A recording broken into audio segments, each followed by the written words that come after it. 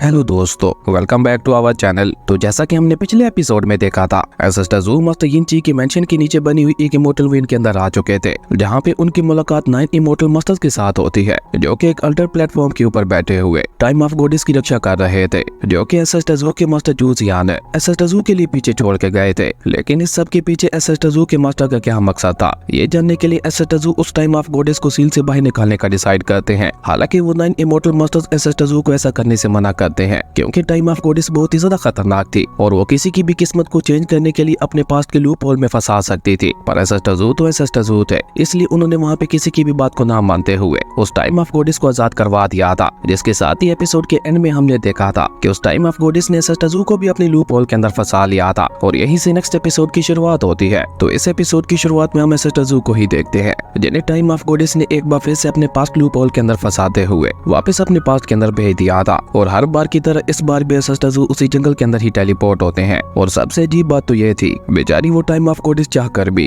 एसेस्टर zoo को इससे ज्यादा पीछे नहीं ले जा पा रही थी, क्योंकि इससे पीछे एसेस्टर ज़ू का पास्ट हिडन था कि वो कैसे पैदा हुए और उनके माता पिता कौन थे। ये सब कुछ अभी भी मिस्ट्री ही बनी हुई थी। इवन खुद एसेस्टर ज़ू भी इस सब के बारे में कुछ नहीं जानते थे। खैर, इस बार जब एसेस्टर ज़ू उस जंगल के अंदर टेलीपोर्ट होते हैं तो वो उस जंगल में इधर उधर देखते हुए खुद से ही सवाल करते हुए पूछते हैं कि मुझे लेफ्ट की तरफ जाना चाहिए या राइट की तरफ। लेकिन उन्हें वहाँ पे लेफ्ट वाली साइड ज्यादा अच्छी दिखाई दे रही थी, इसलिए वो वहाँ पे लेफ्ट वाली साइड में ही आगे बढ़ने का डिसाइड करते हैं। और वो वहाँ पे लेफ्ट साइड से आगे बढ़ते हुए होंगबिंग जी फॉरेस्ट के काफी अंदर आ चुके थे। लेकिन उनके जाने के थोड़ी देर बाद ही वहाँ पे मास्टर जू जियान की एंट्री होती है, जो कि एसेस्टर ज़ू को ही ढूंढते हुए वहाँ पे आ पहुंचे थे। लेकिन पूरा जंगल छान मारने के बावजूद भी उन्हें अभी तक वहाँ पे एसेस्टर ज़ू नहीं मिले थे, इसलिए वो वहाँ पे गुस्सा होते हुए खुद से ही कहते हैं, मुझे तो लगता है उस गंजे मोक की कैलकुलेशन ही गलत थी। शायद मेरा डिसेबल किसी और जगह पे आने वाला था और इस गंजे मोक ने मुझे गलत जगह पे भेज दिया, क्योंकि जहाँ तक मेरा अंदाजा है उसके मुताबिक तो अभी तक मुझे मेरा डिसेबल मिल जाना चाहिए था। और ये कहकर वो वहाँ पे एसेस्टर ज़ू को याद करते हुए कहते हैं, मेरे लिटिल डिसेबल, तुम कहाँ चले गए हो? तुम्हारे मास्टर को तुम्हारी बहुत ज्यादा याद आ रही है। लेकिन ये कहते कहते ही मास्टर जू जियान वहाँ पे खुद से ही कहते हैं, कहीं मेरे उस लिटिल डिसेबल ने मुझे धोखा तो नहीं दे दिया? नहीं नहीं, वो तो मेरा सबसे खास और प्यारा डिसेबल है, वो भला मेरे साथ ऐसा कैसे कर सकता है? जबकि वहीं दूसरी तरफ हम एसेस्टर ज़ू को देखते हैं, जो कि जंगल में अभी तक भी आगे की तरफ ही बढ़ रहे थे, क्योंकि एसेस्टर ज़ू वहाँ पे खुद भी नहीं जानते थे कि आखिर वो जा कर रहे हैं। लेकिन तभी वहाँ पे एक रॉयल बग्गी की एंट्री होती है, जिसके अंदर सिटी का सबसे अमीर पर्सन बैठा हुआ था। और जब उस पर्सन की नजर वहाँ पे एसेस्टर ज़ू के ऊपर पड़ती है तो वो अपनी बग्गी एसेस्टर ज़ू के पास लाकर धीरे करते हुए वहाँ पे एसेस्टर ज़ू से कहता है, बच्चे क्या तुम इस विशाल जंगल में खो गए हो? लेकिन एसेस्टर ज़ू का एटीट्यूड बचपन में भी बहुत ज्यादा कोल्ड था, इसलिए वो उस पर्सन की बात सुनकर भी उसे वहाँ पे कोई जवाब नहीं देते और वो चुपचाप सीधा वहाँ पे आगे चलने लगे थे। एसेस्टर ज़ू के इस कोल्ड एटीट्यूड को देखकर वो पर्सन वहाँ पे एसेस्टर ज़ू से इंप्रेस होते हुए कहता है, इतनी ज्यादा कम एज में भी इस लड़के का एटीट्यूड बहुत ही ज्यादा कमाल का है। हालांकि ये जंगल इतना ज्यादा खतरनाक है, लेकिन इस सब के बावजूद भी यहाँ पे शांति से तो वैसे चल रहा है कि जैसे इसे यहाँ पे किसी भी चीज से कोई भी खतरा नहीं है। मुझे लगता है ये लड़का आगे चलकर काफी बड़े बड़े कमाल करने वाला है और अगर इसे मैं यहाँ पे अपने साथ मिला लेता हूँ तो हो सकता है ये मेरे बिजनेस को भी आगे बढ़ाने में मेरी मदद करे। और यही सोचकर उस पर्सन ने वहाँ पे एसेस्टर ज़ू को अपने साथ चलने की ऑफर दे दी थी, जिसपे एसेस्टर ज़ू उसे वहाँ पे गुस्से वाला लुक देते हुए चुपचाप वहाँ से आगे बढ़ने लगते हैं और उससे कहते हैं कि तुम बहुत ही ज्यादा बोरिंग हो, मुझे तुम्हारे इस ऑफर में कोई भी इंटरेस्ट नहीं है। एसेस्टर ज़ू की ये बात सुनकर वो पर्सन वहाँ पे स्माइल करते हुए एसेस्टर ज़ू से कहता है, क्या तुम वाकई मेरे साथ नहीं आना चाहते? एक बार और सोच लो, क्योंकि मैं इस दुनिया का सबसे अमीर इंसान हूँ और अगर तुम मेरे साथ आते हो तो मैं तुम्हारी पूरी लाइफ को ही चेंज कर दूंगा। पर अभी वो पर्सन वहाँ पे ये सब कह ही रहा था कि तभी हम देखते हैं कि अचानक एसेस्टर ज़ू वहाँ से गायब हो जाते हैं, जो देखकर उस पर्सन को भी वहाँ पे एक बहुत बड़ा झटका लगता है और वो जल्दी से अपनी बग्गी से सर बाहर निकाल कर एसेस्टर ज़ू को वहाँ पे इधर उधर ढूंढने लगा था। लेकिन जब उसे एसेस्टर ज़ू वहाँ पे कहीं भी दिखाई नहीं देते तो वो पर्सन वहाँ पे काफी ज्यादा उदास हो गया था। लेकिन जब उसकी नजर अपने सामने जाती है तो एसेस्टर ज़ू वहाँ पे उसके सामने ही बैठे हुए थे और अचानक एसेस्टर ज़ू को वहाँ पे इस तरह से अपने सामने देखकर बेचारा वो पर्सन भी वहाँ पे काफी ज्यादा घबरा गया था। इवन वो अपनी जगह से भी लड़खड़ाते हुए नीचे गिर जाता है, जो देखकर एसेस्टर ज़ू वहाँ पे गोल्ड टून में उस पर्सन से कहते हैं कि ओके ठीक है, मैं तुम्हारे साथ चलने के लिए तैयार हूँ। उसके बाद वो पर्सन जिसका नाम मास्टर फूलांग था वो एसेस्टर ज़ू को लेकर सीधा अपने मेंशन के अंदर आ जाता है और एसेस्टर ज़ू को अपना मेंशन दिखाते हुए कहता है कि आज से यही तुम्हारा घर है। और इतने बड़े मेंशन को देखकर एसेस्टर ज़ू भी काफी ज्यादा खुश हो गए थे, क्योंकि उन्हें बचपन से ही लग्जरियस चीजों को बहुत ही ज्यादा शौक था। खैर, उसके बाद सीन चेंज होता है और हमें अगले दिन का सीन दिखाया जाता है, जहाँ पे अगली सुबह ही हम देखते हैं कि मेंशन के अंदर भाग दौड़ मची हुई थी, क्योंकि मेंशन के अंदर किसी ने बहुत बड़ी चोरी कर दी थी। सभी गार्ड्स मेंशन के एक एक रूम को चेंज कर रहे थे और सभी रूम्स के अंदर सारी गोल्ड की चीजें गायब हो चुकी थी, जो सुनकर तो मास्टर फूलांग भी बुखला गया था और वो अपने सभी गार्ड्स के साथ मिलकर अपने मेंशन की तलाशी लेते हुए अपने खोए हुए सोने को ढूंढने लगा था। लेकिन पूरे मेंशन की तलाशी लेने के बावजूद भी उन्हें वहाँ पे कोई भी सुराग नहीं मिलता और अब बस मेंशन का एक ही हिस्सा बचा था जहाँ पे एसेस्टजू सारा सोना इकट्ठा करके वहाँ पे उसके ऊपर ही सो रहे थे। इसी बीच मास्टर फू लंग भी अपने गार्ड्स के साथ वहाँ पे पहुंच जाते हैं क्योंकि अब मेंशन का बस यही हिस्सा बचा था। और जब मास्टर फू लंग वहाँ पे उस रूम का दरवाजा खोलते हैं तो उन्हें वहाँ पे एक बहुत बड़ा झटका लगता है क्योंकि एसेस्टजू वहाँ पे उनके सोने के ऊपर ही सो रहे थे। जो देखकर तो मास्टर फू लंग वहाँ पे गुस्सा होने के बजाय खुश होते हुए जोर जोर से हंसने लगा था और वो वहाँ पे जोर जोर से हंसते हुए कहने लगा था, मैंने आज तक किसी को भी दौलत से इतना ज्यादा प्यार करते हुए नहीं देखा। इस लड़के को अपने मेंशन के अंदर लाने का मेरा फैसला बिल्कुल सही था क्योंकि ये लड़का आगे चलकर मेरी इस दौलत को हजारों लाखों गुना ज्यादा आगे बढ़ा देने वाला है। खैर उसके बाद इसी तरह से समय गुजरने लगता है और अब एसेस्टजू बड़े हो चुके थे और मास्टर फू लंग ने अपने मेंशन की सारी बागडोर भी एसेस्टजू के हाथों में ही सौंप दी थी। और पिछले कुछ समय से एसेस्टजू का नाम पूरे मोटरियाला में फैल गया था। सभी लोग उन्हें अपने साथ मिलाना चाहते थे, इसलिए आज 4 अलग अलग कंट्रीज के किंग्स ने एसेस्टजू के साथ दोस्ती करने के लिए उनके लिए तोहफे भिजवाए हुए थे जो कि सभी के सभी देखने में बहुत ही ज्यादा खास और महंगे दिखाई दे रहे थे। लेकिन उसके बावजूद भी जो एल्डर्स वहाँ पे उन तोहफों को लेकर आए थे वो सभी लोग वहाँ पे काफी ज्यादा घबराए हुए दिखाई दे रहे थे। वो वहाँ पे एसेस्टजू के आगे झुकते हुए उनसे रिक्वेस्ट करते हुए कहते हैं, प्लीज ग्रेट एंसेस्टर हमारे इस तोहफे को एक्सेप्ट कर लीजिए, आपका हमारे ऊपर बहुत बड़ा एहसान होगा। उस एल्डर की ये बात सुनकर हम देखते हैं कि एसेस्टजू वहाँ पे कोल्ड टून में उस एल्डर से कहते हैं बोरिंग। अब एसेस्टजू की ये बात सुनकर वो एल्डर अचानक ही वहाँ पे बहुत ज्यादा घबरा जाता है और वो अपनी जगह पे खड़ा होते हुए एसेस्टजू से कहता है कि अगर आपको अब इन ट्रेज में कोई इंटरेस्ट नहीं है तो मैं आपको अपर रियलम की माउंटेन एंड सी रियलम की ट्रेज के बारे में बताना चाहता हूँ। माउंटेन एंड सी रियलम की ट्रेज इतने ज्यादा खास हैं कि उनका पूरे यूनिवर्स में कोई भी मुकाबला नहीं है, लेकिन हमारे लिए वहाँ पे जा पाना इम्पॉसिबल है, पर अगर आप चाहें तो आप वहाँ पे बहुत ही इजीली जा सकते हैं। अब उस एल्डर की ये बात सुनकर एसेस्टजू वहाँ पे एक बार फिर से माउंटेन एंड सी रियलम की सेकंड मेरिडियन के अंदर पहुंच जाते हैं और वो भी सीधा वहाँ पे उस टाइम ऑफ गॉडेस के सामने। और एसेस्टजू को तीसरी बार भी दोबारा वहाँ पे उसके सामने आते हुए देखकर बेचारी उस टाइम ऑफ गॉडेस को एक बहुत बड़ा झटका लगता है। जबकि एसेस्टजू उसे वहाँ पे देखते हुए कोल्ड टून में कहते हैं, तुम तो दिखने से ही काफी ज्यादा अमीर लग रही हो। जिसपे वो टाइम ऑफ गॉडेस वहाँ पे गुस्से से चिल्लाते हुए एसेस्टजू से कहती है कि तुम दोबारा वापस क्यों आ गए, आखिर ये सब यहाँ पे बार बार हो क्या रहा है, मैं तो तुम्हें तुम्हारे मास्टर से मिलने भी नहीं दे रही, लेकिन उसके बावजूद भी तुम हर बार यहाँ पे कैसे आए जा रहे हो। और ये कहकर वो वहाँ पे कुछ सोचते हुए खुद से ही कहती है, कहीं ऐसा तो नहीं कि मेरी किस्मत में ही इसके हाथों से मरना लिखा है। जिसपे एसेस्टजू वहाँ पे कोल्ड टून में उससे कहते हैं कि मुझे ये तो नहीं पता कि तुम यहाँ पे क्या कह रही हो, लेकिन तुम्हारी बातों से मुझे इतना पता चल गया है कि तुम अपनी किस्मत के बारे में अच्छी तरह से जानती हो। और ये कहकर एसेस्टजू ने वहाँ पे उस टाइम ऑफ गॉडेस को खत्म करने के लिए एक बार फिर से अपनी फिंगर को ऊपर उठा लिया था, लेकिन वो वहाँ पे अपनी डिवाइन स्पिरिचुअल पावर का इस्तेमाल करते हुए उस टाइम ऑफ गॉडेस के ऊपर अटैक भी कर पाते। उससे पहले ही उस टाइम ऑफ गॉडेस ने वहाँ पे एक बार फिर से अपनी टाइम कंट्रोलिंग पावर्स का इस्तेमाल करते हुए एसेस्टजू को वहीं पे फ्रीज कर दिया था और उसी के साथ साथ एसेस्टजू को दोबारा वहाँ पे अपने पास्ट में भी भेज दिया था। जिसके बाद सीन चेंज होता है, हमें दोबारा वहाँ पे 1 लाख साल पहले कई सीन दिखाया जाता है जहाँ पे एसेस्टजू दोबारा उसी जंगल में ही टेलीपोर्ट हुए थे। लेकिन इस बार एसेस्टजू की मुलाकात वहाँ पे मास्टर जू जियान के दोस्त मास्टर जेंग बाइशी के साथ होती है। ओल्ड मास्टर जेंग बाइशी तो आपको याद ही होगा जिसने एसेस्टजू को माउंटेन एंड सी रियलम के बारे में बताया था। असल में ओल्ड मास्टर जेंग बाइशी को शुरू से इस बात का पछतावा था कि एसेस्टजू उसके डिसेबल क्यों नहीं थे, लेकिन इस बार उसकी किस्मत उसके साथ थी क्योंकि एसेस्टजू वहाँ पे मास्टर जू जियान की बजाय मास्टर जेंग बाइशी को ही मिल जाते हैं। जो देखकर ओल्ड मास्टर जेंग बाइशी वहाँ पे एक डेवल स्माइल करते हुए कहता है, जू जियान ओ जू जियान, अब तो तुम्हारा पैरा डिसेबल भी मेरा होने वाला है, तो इस बार मेरी बारी है तुम्हें बुली करने की। तुम्हें क्या लगता है कि मुझे ये नहीं पता था कि तुम अपने इस डिसेबल की वजह से इतने ज्यादा ताकतवर थे, लेकिन अब तुम्हारा ये खास और प्यारा डिसेबल मेरे हाथों में लग चुका है, तो अब मैं बनूंगा इस यूनिवर्स का सबसे पावरफुल मास्टर। और ये कहकर ओल्ड मास्टर जेंग बाइशी वहाँ पे एसेस्टजू को अपनी गोद में उठाकर वहाँ पे खिलाने लगा था।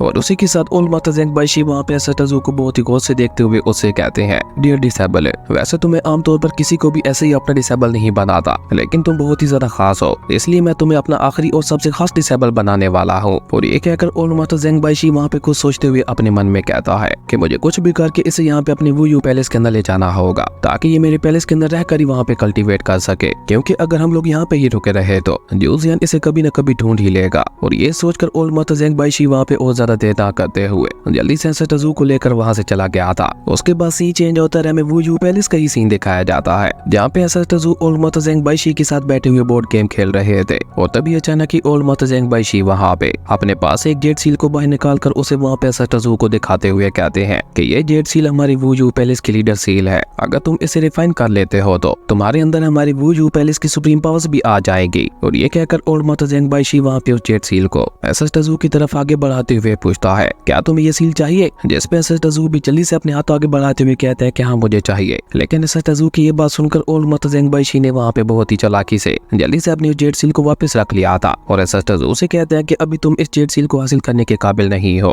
सबसे पहले तुम्हें अपने गुस्से पे और अपनी ख्वाहिशों पे काबू पाना होगा और अपने अंदर मौजूद सारे इमोशंस को भी खत्म करना होगा। और उसी के साथ साथ मुझे ये भी वादा करना होगा कि तुम फ्यूचर में कभी भी किसी को भी नहीं मारोगे, जो कि मुझे पता है कि तुम्हारे लिए बहुत ही ज्यादा मुश्किल होने वाला है। लेकिन जब तक तुम इस माइंड ऑफ पीस को हासिल नहीं कर लेते तो तब तक मैं ये जेड सील तुम्हें नहीं देने वाला। लेकिन अगर तुमने इन सारी चीजों को अपने कंट्रोल में कर लिया तो तुम इस पूरे यूनिवर्स के सुप्रीम कल्टीवेटर बन सकते हो। और ऊपर से उसके बाद तुम्हारे अंदर मेरे वू यू पैलेस की भी सुप्रीम पावर्स आ जाएगी, जिसके बाद तो इस पूरे यूनिवर्स में तुम्हारा मुकाबला कोई भी नहीं कर पाएगा। ओल्ड मास्टर ज़ेंग बाइशी की ये बात सुनकर एसएसटजू वहाँ पे कोल्टून में उससे कहते हैं कि ये सब करने के लिए तो मुझे कुछ भी नहीं करना पड़ेगा। इसका मतलब है कि आप चाहते हैं कि मैं कुछ भी ना करूं। जिसपे ओल्ड मास्टर ज़ेंग बाइशी वहाँ पे थोड़ा हड़बड़ाते हुए कहता है कि नहीं नहीं, मैं ऐसा तो नहीं कह रहा था, और वैसे मानना पड़ेगा तुम काफी ज्यादा चालाक हो। मैं तो बस तुमसे इतना कह रहा था कि अगर तुमने फ्यूचर में किसी को भी चोट ना पहुंचाई तो कोई तुम्हें भी चोट नहीं पहुंचाएगा, और इस तरह तुम्हारे दुश्मन लगभग ना के ही बराबर होंगे, जिसके बाद तुम पीसफुली अपनी जिंदगी गुजार पाओगे। और ये कहकर ओल्ड मास्टर ज़ेंग बाइशी ने वहाँ पे एसएसटजू को अपनी चिकनी चोपड़ी बातों में फंसाते हुए उन्हें वहाँ पे अपने माइंड के ऊपर कंट्रोल करने के लिए भेज दिया था।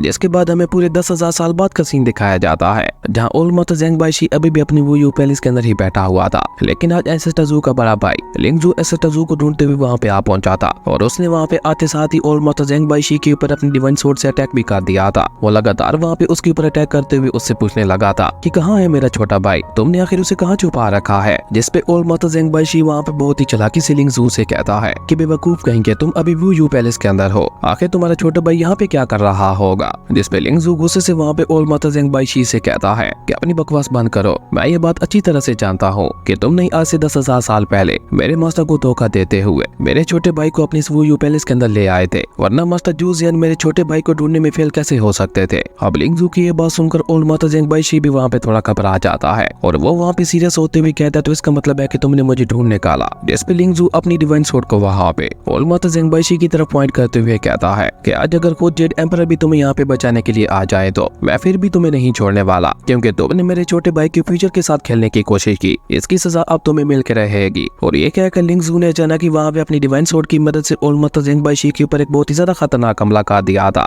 पर ओल्ड मास्टर ज़ेंग बाइशी भी वहाँ पे लिंगजू के हमले के लिए पूरी तरह से तैयार था। उसने उल्टा वहाँ पे लिंगजू के अटैक के ऊपर ही अटैक कर दिया था, और जैसे ही उन दोनों के अटैक्स आपस में टकराते हैं तो हम देखते हैं कि वहाँ पे एक बहुत बड़ा ब्लास्ट भी हो गया था। और ये ब्लास्ट इतना ज्यादा खतरनाक था कि उसके चलते हम देखते हैं कि वो पूरी जगह ही वहाँ पे हिलने लगे थे। लेकिन लिंगजू का ये अटैक ज़ेंग बाइशी से ज्यादा ताकतवर था, क्योंकि हम देखते हैं कि लिंगजू के इस अटैक में ओल्ड मास्टर ज़ेंग बाइशी के कुछ बाल कट कर वहाँ पे गिर गए थे। और कुछ क्या, जब उस ब्लास्ट से पहली स्मोक वहाँ पे खत्म होती है तो हम देखते हैं कि बेचारा ओल्ड मास्टर ज़ेंग बाइशी तो वहाँ पे पूरी तरह से टकला हो चुका था, जो देखकर ओल्ड मास्टर ज़ेंग बाइशी वहाँ पे अपने सर पे हाथ फेर कर रोते हुए वहाँ पे कहने लगता है, ये तुमने मेरे साथ क्या कर दिया, मेरे प्यारे बाल मैंने उन्हें कितनी मेहनत से बड़ा किया था। लेकिन लिंगजू को तो वहाँ पे सबसे कोई भी मतलब नहीं था। वो वहाँ पे ओल्ड मास्टर ज़ेंग बाइशी का हाथ पकड़ते हुए उससे कहता है कि अपनी ये बकवास बंद करो और मुझे ये बताओ कि आखिर तुमने मेरे छोटे भाई को कहाँ पे छुपा रखा है, और अगर तुमने मुझे यहाँ पे उसके बारे में नहीं बताया तो इस बार मैं तुम्हारे सिर्फ बाल ही नहीं काटूंगा। और यकीन करो कि मास्टर जू जियान ने खुद मुझे सबकी इजाजत दी है। अब ये सुनकर तो बेचारा ज़ेंग बाइशी वहाँ पे और भी ज्यादा घबरा जाता है, और वो जल्दी से अपनी जान बचाते हुए वहाँ से भागने की कोशिश करने लगा था। लेकिन अभी वो वहाँ से भाग ही रहा था कि तभी अचानक ही वहाँ की वो पूरी जगह हिलने लगती है, और अचानक ही वहाँ पे एक केव के अंदर से बहुत ही ज्यादा powerful divine spiritual aura release होता है, जो कि वहाँ पे उस केव से होते हुए सीधा ऊपर आसमान की तरफ जा रहा था। जिसके साथ ही एसएसटजू टेलीपोर्ट होते हुए वहाँ पे आ पहुंचे थे, मतलब उनकी कल्टीवेशन वहाँ पे पूरी हो चुकी थी। और एसएसटजू को वहाँ पे देखकर ओल्ड मास्टर ज़ेंग बाइशी वहाँ पे रोते हुए एसएसटजू से कहता है, मेरे प्यारे डिसेबल फाइनली तुम वापस आ गए, प्लीज मुझे इस घटिया लड़के से बचा लो वरना ये यहाँ पे मेरी जान ले लेगा। लेकिन एसएसटजू वहाँ पे उसकी बात को इग्नोर करके वहाँ से आगे बढ़ते हुए उससे कहता है कि मेरे अंदर किसी को मारने की कोई भी इच्छा नहीं है। अब ये सुनकर तो लिंगजू वहाँ पे और भी ज्यादा गुस्सा हो गया था। वो गुस्से से वहाँ पे चिल्लाते हुए ओल्ड मास्टर ज़ेंग बाइशी से कहता है कि टकले कहेंगे, आखिर तुमने मेरे भाई के साथ क्या किया। जिसपे अब की बार ओल्ड मास्टर ज़ेंग बाइशी भी वहाँ पे गुस्से से चिल्लाते हुए उससे कहता है कि मैंने ऐसा वैसा कुछ भी नहीं किया, मैंने बस उसे उसकी जिम्मेदारी सिखाई है और उसे सिखाया कि इस दुनिया के अंदर रहते हुए कैसे एक बेहतर इंसान बना जा सकता है। और ये कहते ही वो दोनों वहाँ पे एक बार फिर से आपस में फाइट करने लगे थे, जबकि एसएसटजू को तो वहाँ पे सबसे कोई मतलब भी नहीं था। वो तो शांति से आकर वहाँ पे पहाड़ की चोटी के ऊपर बैठ जाते हैं और वहाँ पे सुकून भरी सांस लेते हुए वहाँ पे डूबते हुए सूरज को निहारने लगे थे। जबकि पीछे हम देखते हैं कि लिंगजू वहाँ पे अपनी डिवाइन सोर्ड का इस्तेमाल करते हुए ओल्ड मास्टर ज़ेंग बाइशी को वहाँ पे बहुत ही बुरी तरह से पीट रहा था, जिसके चलते ओल्ड मास्टर ज़ेंग बाइशी वहाँ पे जोर जोर से चिल्लाते हुए एसएसटजू को अपनी मदद करने के लिए बुलाने लगा था। ओल्ड मास्टर ज़ेंग बाइशी की ये बात सुनकर एसएसटजू जब वहाँ पे पीछे मुड़कर देखते हैं तो उनकी नजर वहाँ पे अपने बिग ब्रदर की सोर्ड के ऊपर पड़ती है, जिसे देखकर एसएसटजू वहाँ पे कोल्टून में कहते हैं, तुम्हारी ये सोर्ड तो काफी ज्यादा कमाल की लग रही है। अब अपने छोटे भाई की ये बात सुनकर हम देखते हैं कि लिंगजू भी वहाँ पे काफी ज्यादा खुश हो गया था और वो अपनी सोट वहाँ पे एसेटाजू को दिखाते हुए कहता है, जूनियर ब्रदर क्या तुम्हें मेरी ये सोट चाहिए? अगर तुम चाहो तो तुम मेरी इस सोट को रख सकते हो। और ये कहकर वो अपनी सोट वहाँ पे नीचे जमीन में घुसा देता है और जल्दी से वहाँ पे उसी वुडन हॉर्स को बाहर निकाल कर उसे वहाँ पे एसेटाजू को दिखाते हुए कहता है, क्या तुम्हें सेक्रेटरी से बना हुआ ये वुडन हॉर्स याद है जो कि खुद मास्टर ने अपने हाथों से बनाया था? जिसमें एसेटाजू उसे वहाँ पे कोई भी जवाब नहीं देते। जो देखकर लिंगजू ने जल्दी से वहाँ पे वार एंशिएंट ड्रैगन को भी बाहर निकाल लिया था, जो कि बाहर आते साथ ही वहाँ पे फायरवर्क करने लगा था। और उस ड्रैगन को दिखाते हुए लिंगजू वहाँ पे अपने छोटे भाई से कहता है कि तुम्हें इन सारी चीजों में से जो कुछ भी चाहिए तुम वो सब ले सकते हो, लेकिन अगर तुम अपने बिग ब्रदर के साथ वापस चलते हो तो तुम्हें इससे भी ज्यादा खास ट्रेस मिल सकते हैं। और हाँ, मैं माउंटेन एंड सी रियलम के अंदर एक ऐसे क्लैन को भी जानता हूँ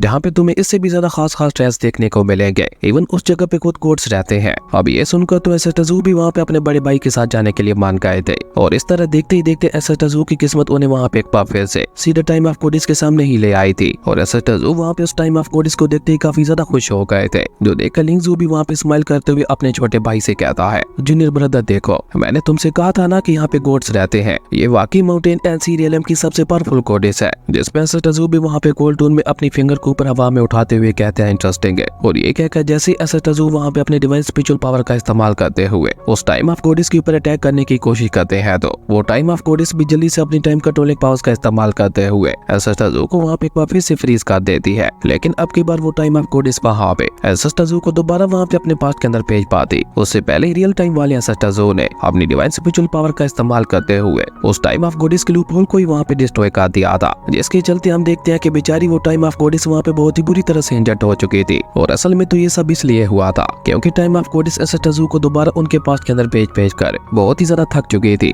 जिसके चलते उसकी पास भी ऑलमोस्ट वहाँ पे एग्जॉस्ट हो चुकी थी। जो देखकर एसेटाजू वहाँ पे कोल्ड टून में उससे कहते हैं कि तुम रुक क्यों गई, अभी तो मजा आना शुरू हुआ था। जिसपे टाइम ऑफ कोडिस वहाँ पे गुस्से से चिल्लाते हुए कहती है कि मैं चाहे जो मर्जी कर लो लेकिन उसका कोई फायदा तो हो नहीं रहा। तुम हर बार किसी न किसी तरीके से आखिर में मेरे तक ही पहुंच रहे हो और अगर मैं ये सब चेंज ही नहीं कर सकती तो तुम्हें बार बार तुम्हारे पास में भेजकर क्या ही फायदा। लेकिन इससे मुझे एक बात तो समझ आ गई है, ये दुनिया तुम्हारे इर्द गिर्द ही घूम रही है, इसलिए मैं चाहकर भी तुम्हारा पास चेंज नहीं कर पा रही। मैं जो चाहे मर्जी कर लो लेकिन तुम जो हो तुम आगे चलकर भी वही बनोगे। पर अभी तक तुमने वो नहीं देखा जो कि मैंने देखा था। और अगर मैं तुम्हारे पास को नहीं चेंज कर सकती तो तुम्हारा फ्यूचर तो मैं तुम्हें दिखा ही सकती हूँ कि तुम्हारा फ्यूचर कितना ज्यादा खतरनाक और भयानक होने वाला है। और ये कहकर टाइम ऑफ कोडिस ने अचानक ही वहाँ पे एक बार फिर से अपनी टाइम कंट्रोलिंग पावर्स को रिलीज कर दिया था और एसेटाजू को अपने साथ लेकर टाइम में आगे जाने लगी थी। जहाँ जब टाइम ऑफ कोडिस एसेटाजू को लेकर उनके फ्यूचर में आती है तो हम देखते हैं कि फ्यूचर में चारों तरफ तबाही मची हुई थी। जैसे देखकर टाइम ऑफ कोडिस वहाँ पे एसेटाजू से कहती है कि टाइम एक बहुत ही ज्यादा मिस्टीरियस चीज है, अगर हम इसमें एक कदम की भी हेर फेर करते हैं तो हमारा पूरा फ्यूचर चेंज हो जाता है। और तुम देख पा रहे हो ना कि तुम्हारे फ्यूचर में क्या क्या होने वाला है। तुम्हारे ऊपर ये पूरा यूनिवर्स डिपेंड करता है। अगर तुम टाइम में आगे बढ़ते हुए सिर्फ एक कदम आगे बढ़ाते हो तो इस पूरी दुनिया में सब कुछ चेंज होगा। देखो खुद को, तुम कितनी ज्यादा भयानक लग रहे हो। उस टाइम ऑफ कोडिस की ये बात सुनकर जब एसेटाजू वहाँ पे अपने सामने देखते हैं तो एसेटाजू वहाँ पे अपनी हेल गॉड वाली फॉर्म में खड़े हुए थे और ये सारी तबाही वहाँ पे एसेटाजू ने ही मचाई थी। असल में एसेटाजू ने गुस्सा होते हुए वहाँ पे पूरे माउंटेन एंड सी रियलम को ही डिस्ट्रॉय कर दिया था। जो कि टाइम ऑफ कोडिस एसेटाजू को वहाँ पे दिखाते हुए कहती है, अब तुम्हें समझ आ ही क्या होगा कि तुम कितनी ज्यादा इंपॉर्टेंट पर्सन हो। अगर तुम फ्यूचर में अपना एक कदम पीछे ले लेते हो तो इन सारे लोगों की लाशें जो कि तुम्हें अपने सामने दिखाई दे रही हैं, इनमें से कोई भी नहीं मरेगा। और यहाँ पे हमें पता चलता है कि एसेटाजू ने वहाँ पे अपनी हेल गॉड वाली फॉर्म में आते हुए न सिर्फ पूरे माउंटेन एंड सी रियलम को डिस्ट्रॉय कर दिया था बल्कि उसी के साथ साथ उन्होंने वहाँ पे पूरे अपर रियलम और इमोर्टल रियलम को भी डिस्ट्रॉय कर दिया था। और अब इस दुनिया में सिर्फ वही इकलौते पर्सन बचे हुए थे। और कमाल की बात तो ये थी कि अभी तक भी वहाँ पे उनका गुस्सा शांत नहीं हुआ था। और अगर ऐसे ही चलता रहता तो एसेटाजू वहाँ पे पूरा यूनिवर्स ही तबाह कर देते। और यही टाइम ऑफ कोडिस एसेटाजू को वहाँ पे दिखाना चाहती थी। वो वहाँ पे एसेटाजू से कहती है, बस एक कदम है, अगर आपने एक कदम पीछे ले लिया तो न सिर्फ ये सब कुछ तबाह होने से बच सकता है बल्कि उसी के साथ साथ तुम उस दुनिया को भी क्रिएट कर पाओगे जैसे तुम्हारे मास्टर बनाना चाहते थे। पर अब सब तुम्हारे ऊपर है क्योंकि तुम्हें इस पूरे यूनिवर्स में कोई भी नहीं रोक सकता। तुम्हारे पास एंडलेस पावर्स हैं जिनका मैं या कोई भी दूसरा गॉड मुकाबला नहीं कर सकता। लेकिन अब ये सब कुछ तुम्हारे ऊपर डिपेंड करता है कि तुम आगे फ्यूचर में क्या डिसाइड करते हो, तबाही या फिर शांति। अब टाइम ऑफ कोडिस की ये बात सुनकर हम देखते हैं कि एसेटाजू वहाँ पे खुद ही अपनी एल गॉड वाली फॉर्म को देखने लगे थे। और इसी कमाल के सीन के साथ हमारी अमेजिंग एपिसोड यहीं पे खत्म हो गया था। दोस्तों अगर आपको ये वीडियो अच्छी लगी तो लाइक कर दें और अगर चैनल पे नए आए हो तो सब्सक्राइब करते जाना। तो मिलते हैं एक न्यू वीडियो में, तब तक के लिए बाय।